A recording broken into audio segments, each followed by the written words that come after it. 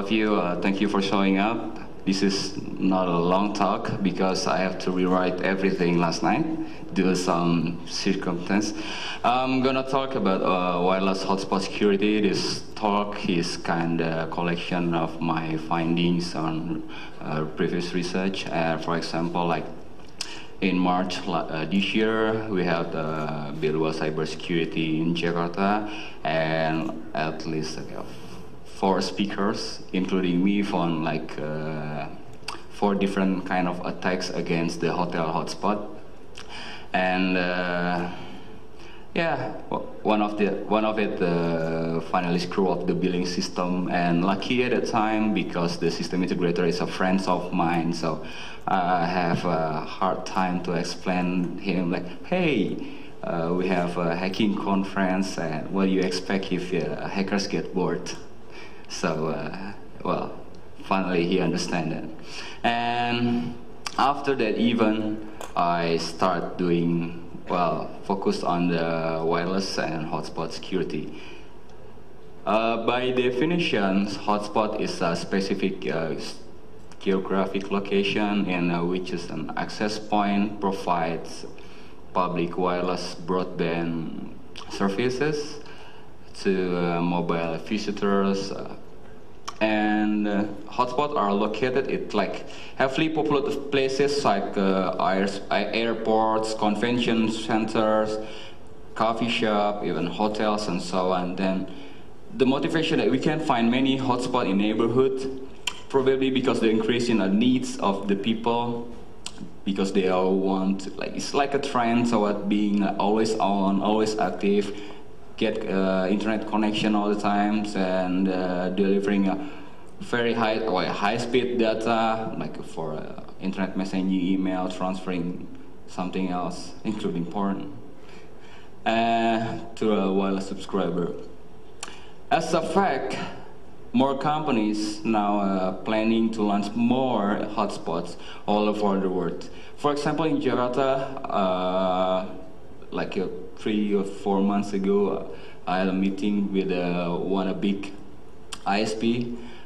They plan to deploy at least like 400 hotspots all around Jakarta. Jakarta is really, actually it's a small town compared to KL. It's probably twice.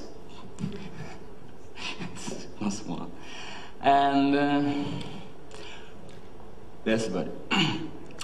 I'll tell you a secret. If you're trying to find a security consultant during the day, probably you cannot get him in the office, and you might find him in a neighborhood coffee shop consuming large dose of caffeine, and with laptop with a wireless network access, and it's nice to people to watch him and catch up with news from the area.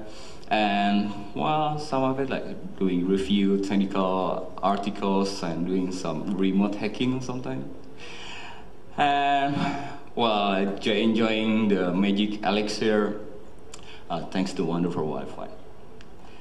So this is kind of nearly a diagrams for a wireless mesh network.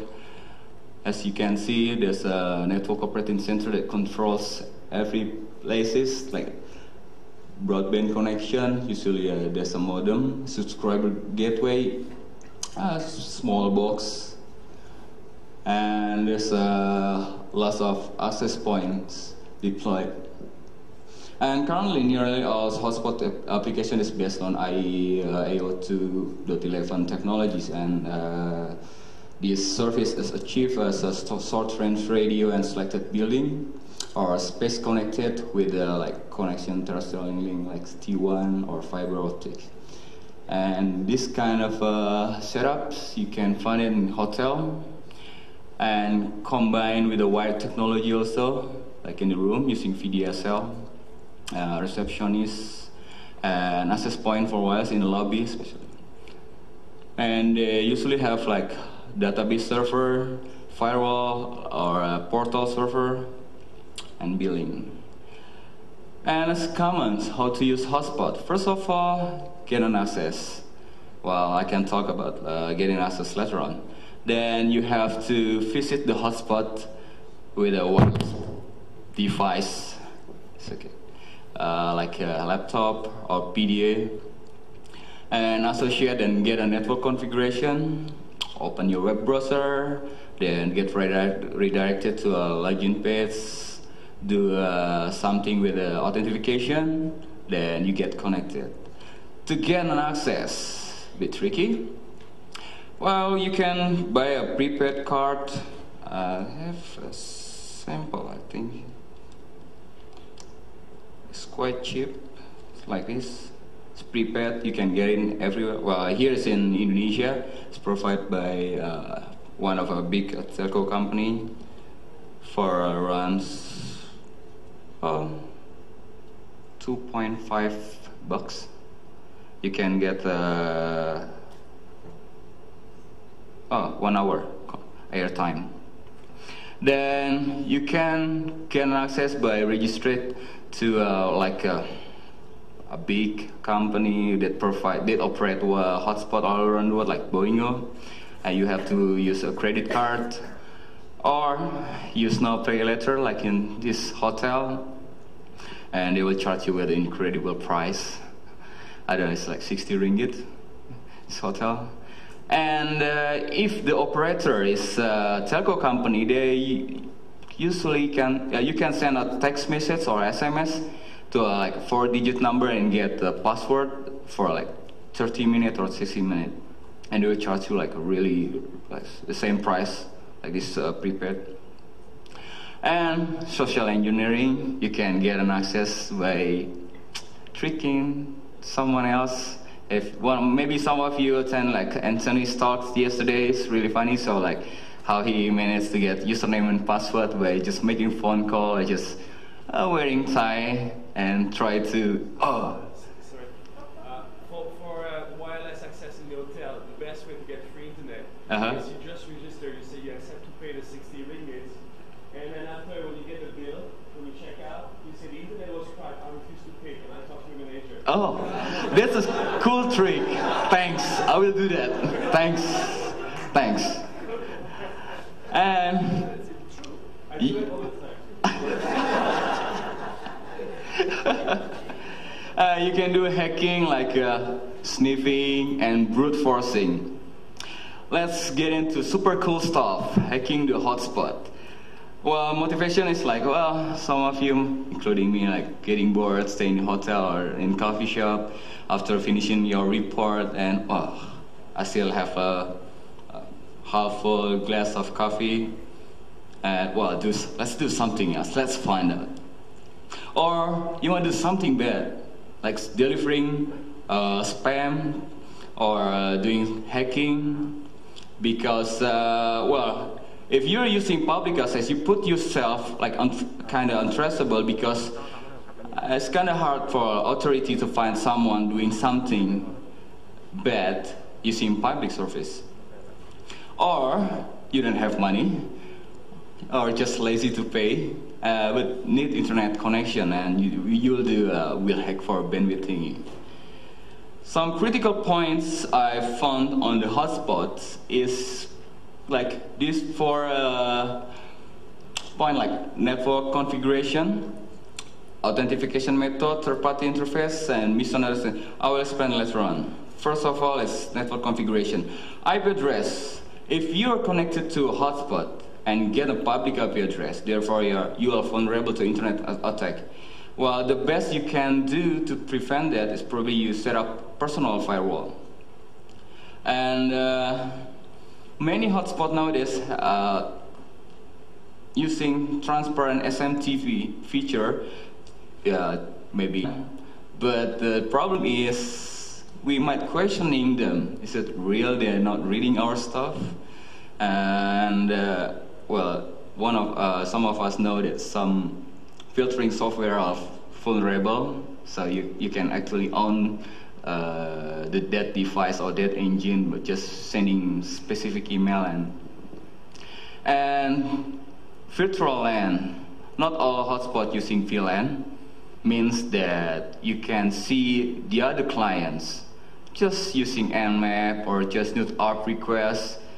Therefore you can hack the other client, or if you're unlucky, you get hacked.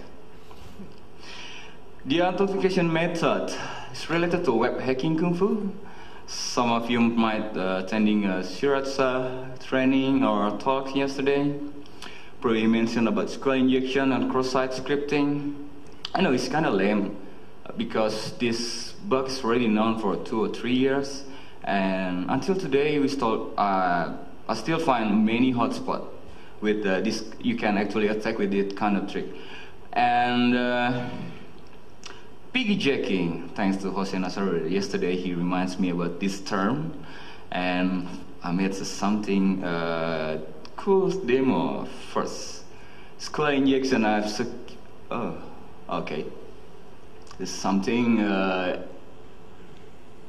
It's not really clear.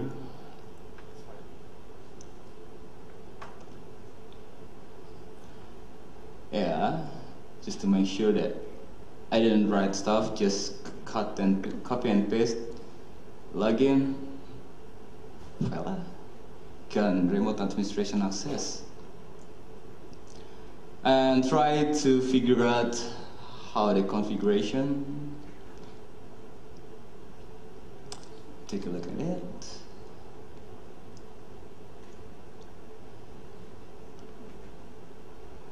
Actually, the vendor is already informed, they already fixed it, but we don't have, especially me, I don't have the permission to mention the name yet. Still on time. Sorry? No, this is somewhere else. And as you can see, there's an encrypted password. It's cool, isn't it? Takes a while for me to figure out how to decrypt the password. I asked some guys. Okay, that's a trick. Try to divide it by 4. You get ASCII character. This is an ASCII table. Try it. Just forget the percents by 4. That's it. That's about it. Or, well, this is XSS, cross-site scripting. You can actually use it for stealing someone else's cookies, or super cool stuff like this one. It's not really clear. Okay.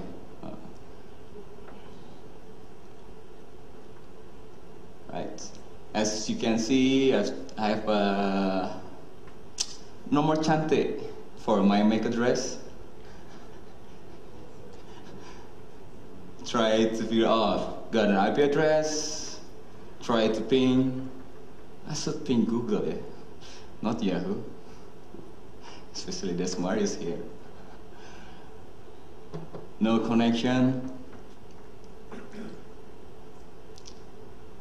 Try to change my MAC.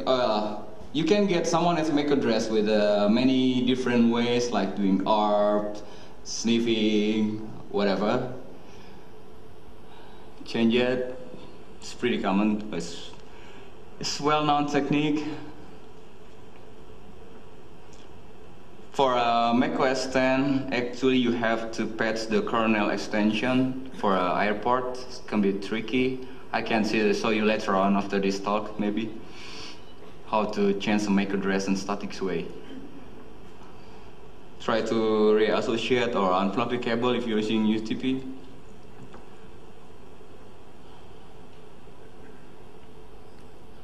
Plug in again.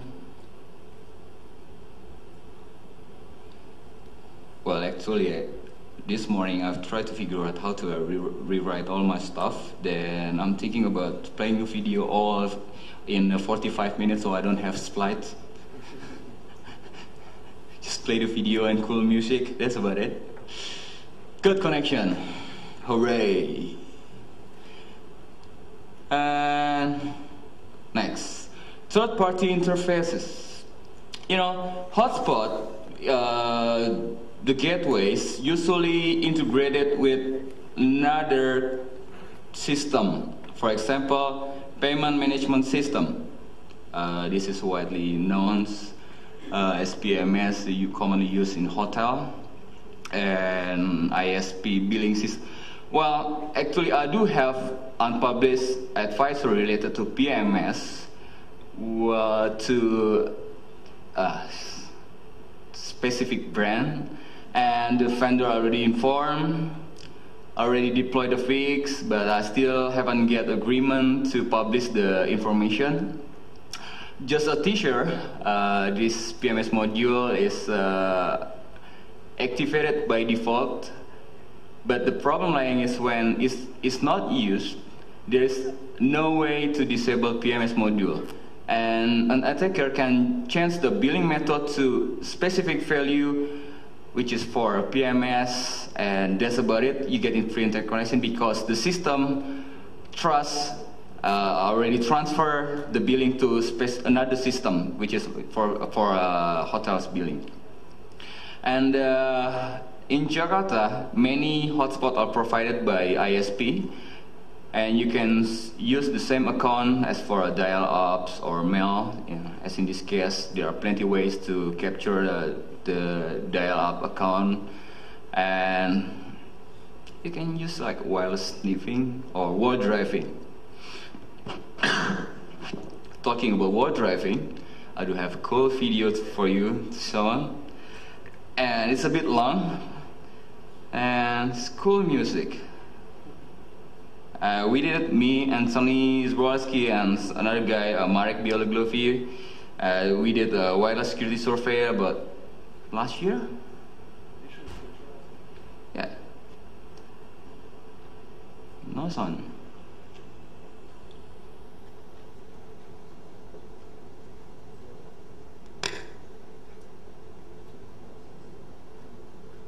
That's bad.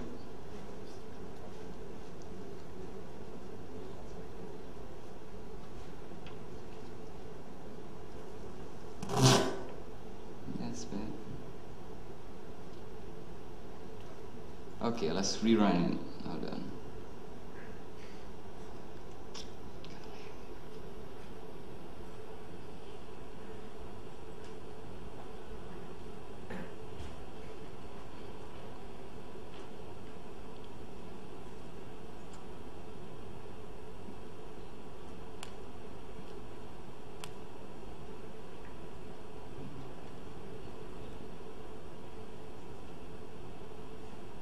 It's okay.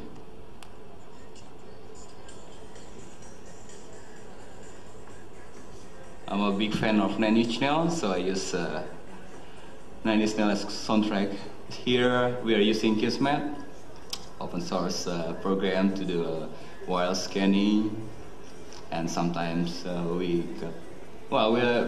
pretty much waste our time around the town, like spending 2 or 3 hours.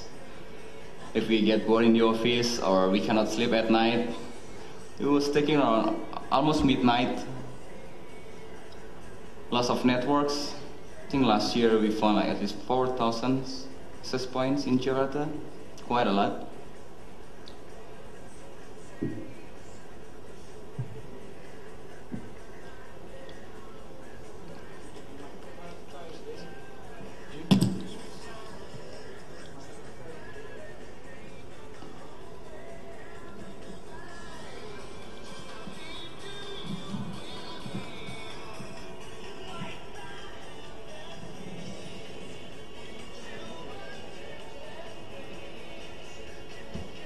That's Marek and Anthony. Actually, we do social engineering, and to enter the building is our access to get in. So, well, It was corruption. is We had to pay $2 to the security guards. it's another way social engineering. Money talks. It's in behind. Yeah.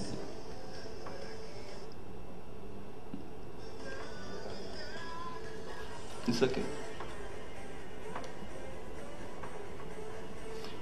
We go up to the building on the roof. There's a swimming pool over there.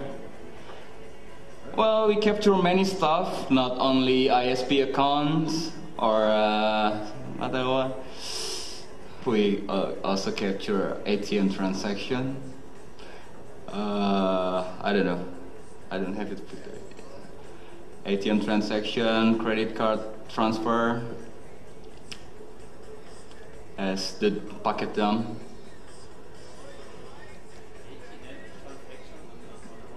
Right. Oh, not a hotspot. They're using wireless to transfer for clearing. Like sorry? We can show the secrets on later on if you're really interested. That's for sure how bad security deployed. We are entering the toll road.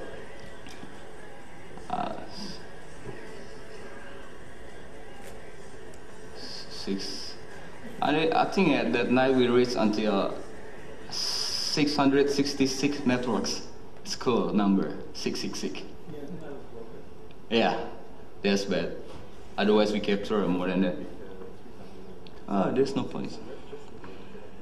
Then that's about the while driving. Next, the other critical point is misunderstanding the trust. The developer, or maybe the software designer of the hotspot gateway or system, think that people, well, no, average people cannot do something bad like doing a filtering or tunneling, things like that. So they allow like UDP protocol or ICMP access. You can ping some, but they only filter like only specific port. That's bad. For a DNS, this is common. You can use NSTX, Ozyman DNS by Dan Kaminsky on the last talk, Black Ops 2004, I think. And Tunnelx is a private tool from Hart. And the operator, I think they are nice persons. So some of them like providing demo account. They let you to use their system for 30 minutes. Then you'll get disconnected. Well, if you want to make it for a long time, you just make a script that can authenticate every 30 minutes, just while through sleep, then request the login page using curl or links from the console, and then loop, so you get all the time internet connection for free. The other thing is, this is especially for users, it's like rogue access point. Especially like this. Say it's a user, this is a real access point. Normally they connect each other. Then comes up the bad guy with a rogue access point. Try to hijack the connection using the strong and close signal. In some operating system, especially you don't have the specific preferred network in your list, like for example Windows, you will get dumped to the strongest connections right away. Just for example, yesterday,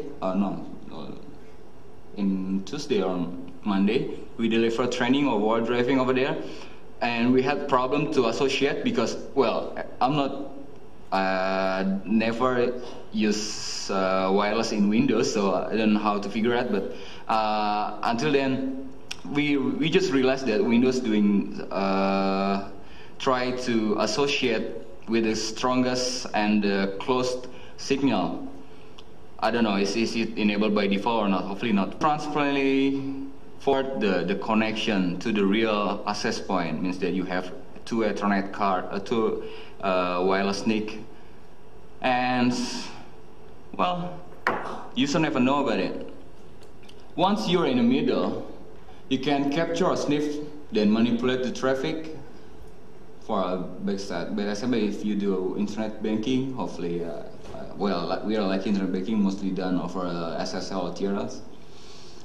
And you can actually hack the client by doing by using automated attack tools.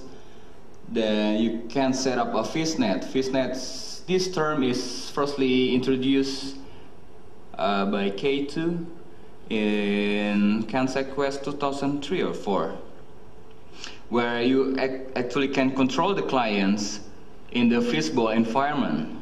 Talking about fishnet, it's taking advantage of suspected client behavior like zero configuration, automatic update system, network service. It tries to fake service, create a fake service trap, exploiting the client and create a backdoor.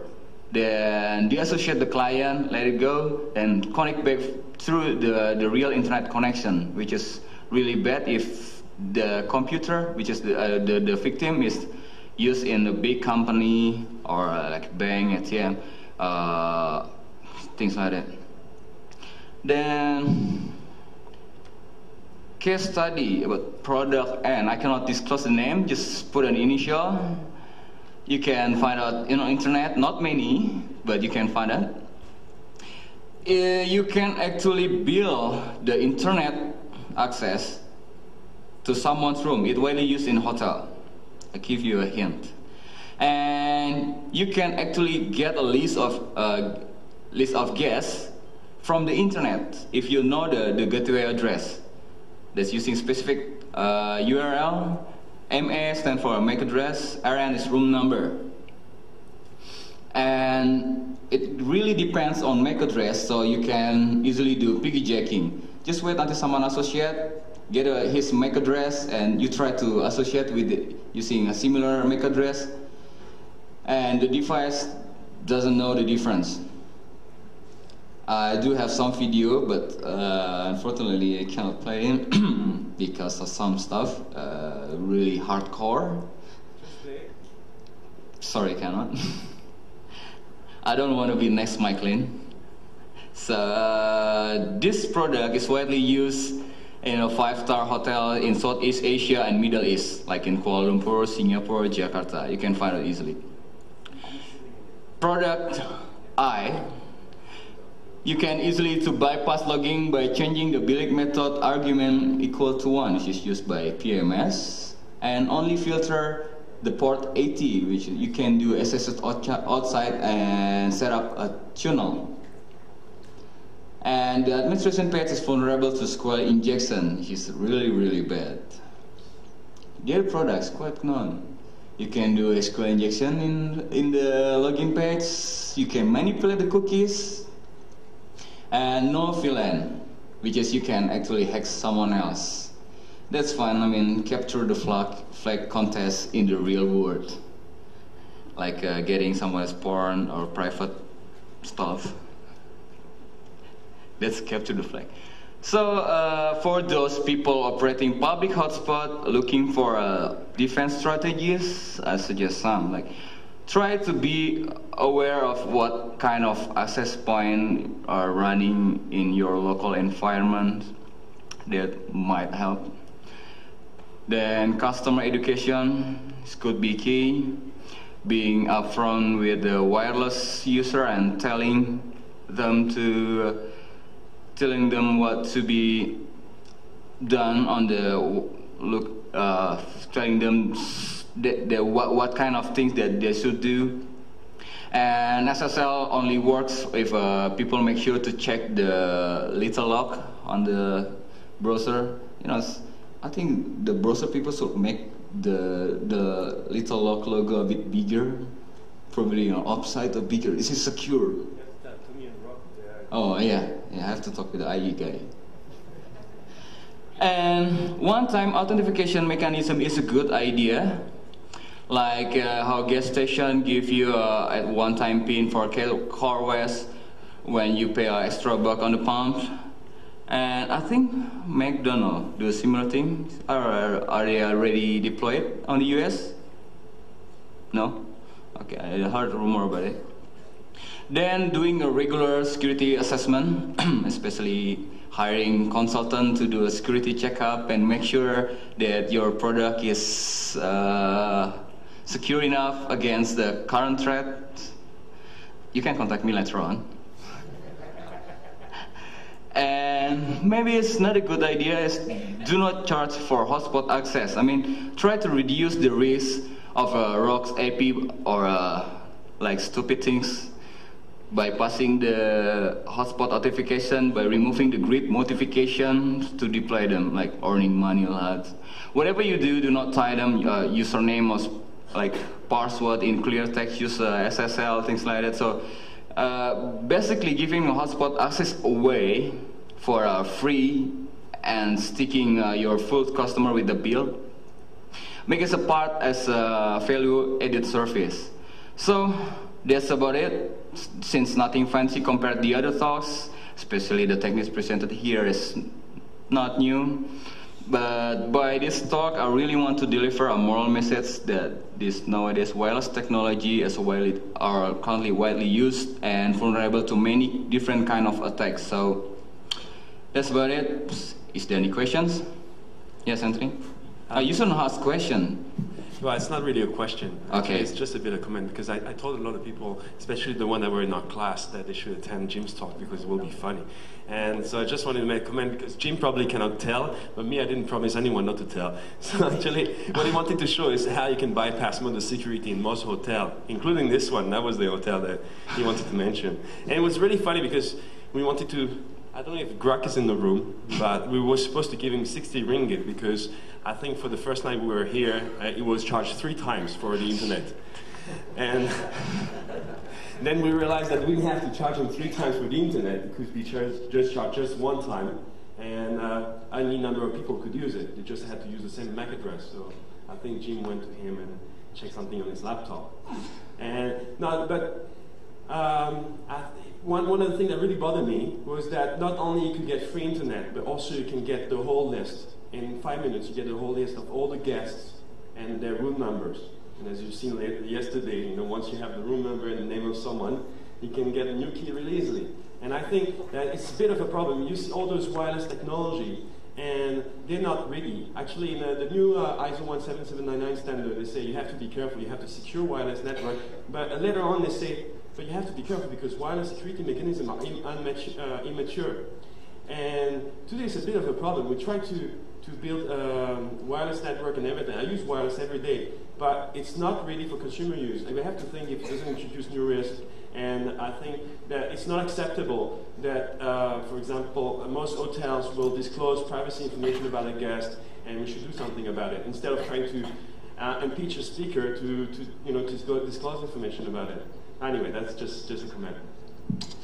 Thank you for giving me a hard time. And well, it's not a hard time. I mean, okay, thank you. Okay, is there any other question? Yes, sir? Is it WPA protocol is much more safer than WEP protocol? Well, actually, really depends. And while WPA, well, some researchers already found new bugs, but haven't disclosed it yet. You have to realize that nowadays no one talks about something new. Not really nothing new, but many of them realize that every little information has a value. And nowadays the value will rise up like crazy. Like for a simple vulnerable, it costs you probably like 15 grand. So that's about it. I cannot answer that. Is there any questions? Is there any jokes? Okay, thanks a lot.